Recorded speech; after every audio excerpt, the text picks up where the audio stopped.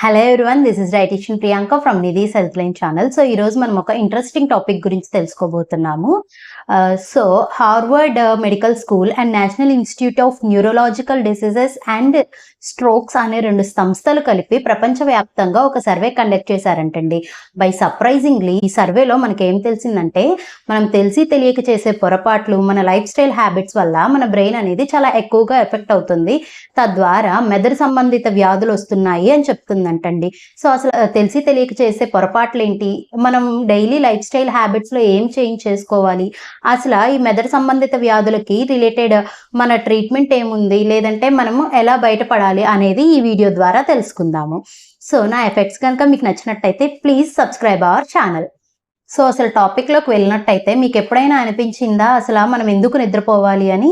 మనం ఎందుకు నిద్రపోవాలంటే, మనం నిద్రపోయే టైంలో మన బ్రెయిన్లో కొత్త సెల్స్ అనేవి ఫార్మేషన్ అవుతూ ఉంటాయి, అలాగే ఓల్డ్ సెల్స్ అనేవి డిలీట్ అవుతూ ఉంటాయి.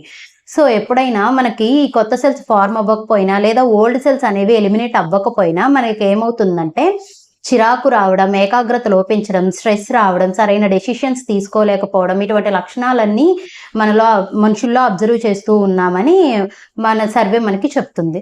దాంతోపాటు రెండవ రీజన్ ఏంటంటే, మనం నైట్ డిన్నర్ చేసిన తర్వాత నుంచి మళ్ళీ రేపు పొద్దున్న అంటే రేపు మార్నింగ్ మనం బ్రేక్ఫాస్ట్ చేసేదాకా మనం 10 to 12 అవర్స్ ఫాస్టింగ్లో అనేది ఉంటాము. సో ఈ ఫాస్టింగ్లో ఉన్న తర్వాత ఒక మంచి బ్రేక్ఫాస్ట్ కనుక మనం తీసుకోకపోయినట్లయితే మన బాడీకి కావాల్సిన న్యూట్రియంట్స్ అనేవి మనం అందించలేకపోతాము. సో దట్ ఏమవుతుందంటే మన బ్రెయిన్కి కావాల్సిన న్యూట్రియంట్స్ అనేవి అందవు. ఎప్పుడైతే మన బ్రెయిన్కి కావాల్సిన న్యూట్రియంట్స్ అనేవి అందవో అప్పుడు వర్క్ చేయాల్సిన దానికంటే తక్కువ మోతాదులో మన బ్రెయిన్ అనేది వర్క్ చేస్తూ ఉంటుందని ఈ సర్వే మనకి తెలిపింది. దాంతోపాటు మన బ్రెయిన్ అనేది 75% వాటర్తో ఫిలప్ అయి ఉంటుందండి. ఎప్పుడైతే మనం సరిగ్గా వాటర్ తీసుకోక డిహైడ్రేట్ అయిపోతూ ఉంటామో అప్పుడు మనతో పాటు మన బాడీతో పాటు మన బ్రెయిన్ కూడా డిహైడ్రేట్ అయిపోయే ఛాన్సెస్ ఎక్కువగా ఉంది. ఇలా బ్రెయిన్ అనేది డిహైడ్రేషన్ అవ్వడం స్టార్ట్ అయిన దగ్గర నుంచి మనకి మెమరీ లాస్ అనేది స్టార్ట్ అవుతుందని ఈ సర్వే మనకి చెప్తుంది. దాంతోపాటు ఎటువంటి మెదడు సంబంధిత వ్యాధులు రావడానికైనా ముఖ్య కారణం స్ట్రెస్ అని సర్వేస్ మనకి చెప్తున్నాయండి. సో ఎప్పుడైతే మనము స్ట్రెస్కి గురవుతామో అప్పుడు మన బ్రెయిన్లో యాక్టివ్గా పనిచేసే సెల్స్ అన్ని ఒక్కొక్కటిగా చనిపోవడం స్టార్ట్ అవుతాయండి. సో ఎప్పుడైతే మన బ్రెయిన్లో ఉన్న సెల్స్ అనేవి చనిపోతాయో అప్పుడు మనకి అల్జిమర్స్ అనే మెదడు సంబంధిత వ్యాధి వస్తుందని నిపుణులు మనకు చెప్తున్నారు.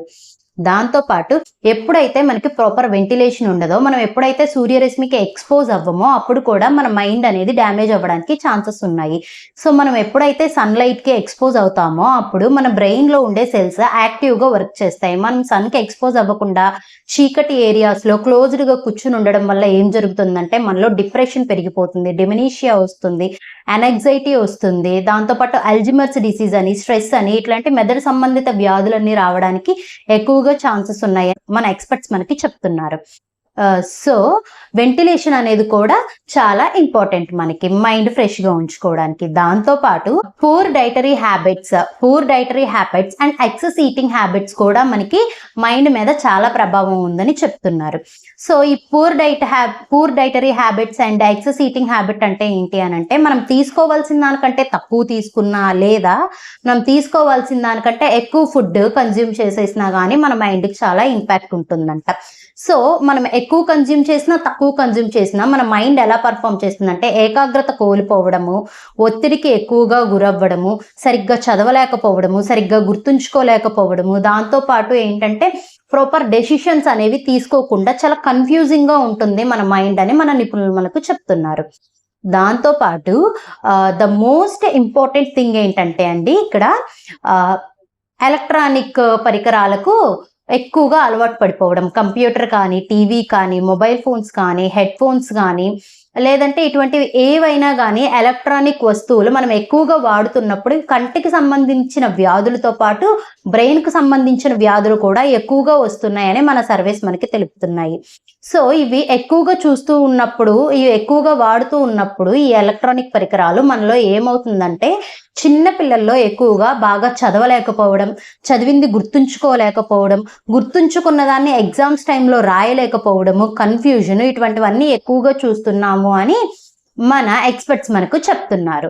దాంతోపాటు స్క్రీన్ ఎక్స్పోజింగ్ టైం అండి, అంటే కంప్యూటర్ కావచ్చు, ల్యాప్టాప్ కావచ్చు, మొబైల్స్ కావచ్చు, ఐప్యాడ్స్ కావచ్చు, ఐఫోన్స్ కావచ్చు, ఇటువంటివి ఏవైనా కానీ ఎక్కువగా ఎవరైతే చూస్తూ ఉన్నారో 6 to 8 అవర్స్ ఎక్కువగా మనకు వాచ్ చేస్తూ ఉన్నారో ఇవన్నీ కూడా వాళ్ళల్లో కంటికి సంబంధించిన వ్యాధులు, దాంతో చెవికి సంబంధించిన వ్యాధులతో పాటు బ్రెయిన్లో నరాలకు కూడా ఎక్కువ ఎఫెక్ట్ ఉంటుందని, ఆ బ్రెయిన్ నరాలను కృంగదీస్తుందని, దాంతోపాటు బ్రెయిన్ ట్యూమర్స్ వచ్చే ఛాన్సెస్ ఎక్కువగా ఉన్నాయి. తద్వారా బ్రెయిన్ క్యాన్సర్స్ అని, లేదంటే మెదడు సంబంధిత వ్యాధులు ఎక్కువగా వస్తున్నాయని మీకు తెలుసా? సో చిన్న పిల్లల్ని ఎక్కువగా స్క్రీన్కై అలవాటు చెయ్యకండి అని ఈ సర్వే మనకి చెప్తుంది.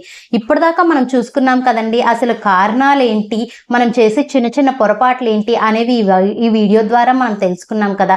సో దాని నుంచి మనం ఇప్పుడు ఎలా బయటపడాలి, ఈ చిన్న చిన్న మిస్టేక్స్ ని మనం ఎలా రెక్టిఫై చేసుకుంటే మన బ్రెయిన్ హెల్త్ ని ఎక్కువగా కాపాడుకోవచ్చు అనేది మనం ఇప్పుడు చూద్దాం. సో ప్రాపర్ డైట్ తీసుకోండి, కీప్ హైడ్రేటెడ్, ఫిజికల్ ఎక్సర్సైజ్ బాగా చేయండి. ఎప్పుడైతే ఫిజికల్ ఎక్సర్సైజ్ అంటే ఇంట్లో కూర్చుని ఎక్సర్సైజెస్ చేయడమే కాదండి, బయట నేచర్లో వాకింగ్కి వెళ్ళడం కానీ, జాగింగ్కి వెళ్ళడం కానీ చేయడం ద్వారా మన బ్రెయిన్లో ఉండే స్ట్రెస్ అనేది తగ్గిపోయి మంచి ఫ్రెష్ ఆక్సిజన్ అనేది మన బ్రెయిన్కి వెళ్ళి బ్రెయిన్ సెల్స్ యాక్టివ్గా ఉండి న్యూ థాట్స్ రావడానికి ఛాన్స్ ఎక్కువగా ఉంటుంది. సో దాంతోపాటు 3 to 4 లీటర్స్ ఆఫ్ వాటర్ తీసుకోండి, 6 to 8 అవర్స్ మంచిగా నిద్రపోండి. దాంతోపాటు ఇంట్లో వెంటిలేషన్ మంచిగా ఉంచేటట్టు చూసుకోండి, డోర్స్ అండ్ విండోస్ ఓపెన్ చేసుకుని ఉండడానికి ట్రై చేయండి. దాంతోపాటు సో స్ట్రెస్ తగ్గించుకోండి. దాంతోపాటు ఎలక్ట్రానిక్ వస్తువులకి ఎక్స్పోజ్ అవ్వడం తగ్గించుకోండి. సో ఇవన్నీ చేసినట్టయితే కొంతవరకు మన బ్రెయిన్కి జరిగే డ్యామేజ్ని మనం తగ్గించుకోవచ్చు. ఈ రోజు నుంచి ఈ అలవాట్లన్నీ మార్చుకుంటారని ఆశిస్తున్నాను. మీ బ్రెయిన్ హెల్త్ని కాపాడుకుంటారని ఆశిస్తున్నాను. ఈ వీడియో కనుక మీకు నచ్చినట్టయితే లైక్ చేయండి, షేర్ చేయండి అండ్ సబ్స్క్రైబ్ చేయండి. మీకు నెక్స్ట్ ఏ మెడికల్ కండిషన్ గురించి తెలుసుకోవాలనుకుంటున్నారో కామెంట్ సెక్షన్లో పిన్ చేయడం మర్చిపోమాకండి. మీ కామెంట్ సెక్షన్లో పిన్ చేయడానికి ఏమన్నా ఇబ్బంది ఉంటే మన డిస్క్రిప్షన్లో ఈమెయిల్ ఐడి ఉంటుంది, దానికి మీరు పిన్ చేసినట్టయితే మీ ప్రాబ్లంకి సొల్యూషన్ ఇవ్వడానికి ఖచ్చితంగా ట్రై చేస్తాను. నమస్తే.